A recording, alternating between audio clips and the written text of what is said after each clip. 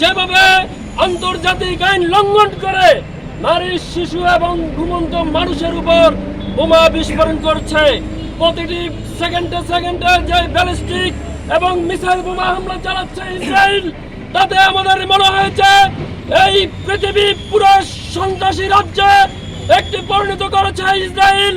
আজকে ফিলিস্তিনিকে ধরেছে, কালকে আপনাকে ধরবে, পরশুদিন বাংলাদেশকে ধরবে। এভাবে ইসরায়েলের সন্ত্রাসী কর্মকাণ্ড কখনো কোনো শান্তিপ্রিয় দেশ মেনে নিতে পারে না।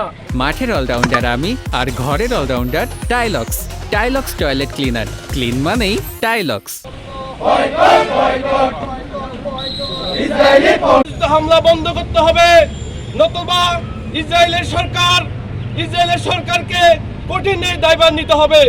আমরা জাতিসংঘের এই চুপ থাকাকে তীব্র নিন্দা এবং প্রতিবাদ জানাচ্ছি এবং আজকের এই বিক্ষোভোত্তর মিছিল থেকে জাতিসংঘের প্রতি তথ্য আহ্বান জানাবো, আপনারা এর বিরুদ্ধে রুখে দাঁড়ান এবং ব্যবস্থা নিন। অন্যথায় সমগ্র বিশ্বের মুসলমান জাতি এক হয়ে এই ইসরায়েলের বিরুদ্ধে ঐক্যবদ্ধভাবে আন্দোলন সংগ্রাম করে তুলবে।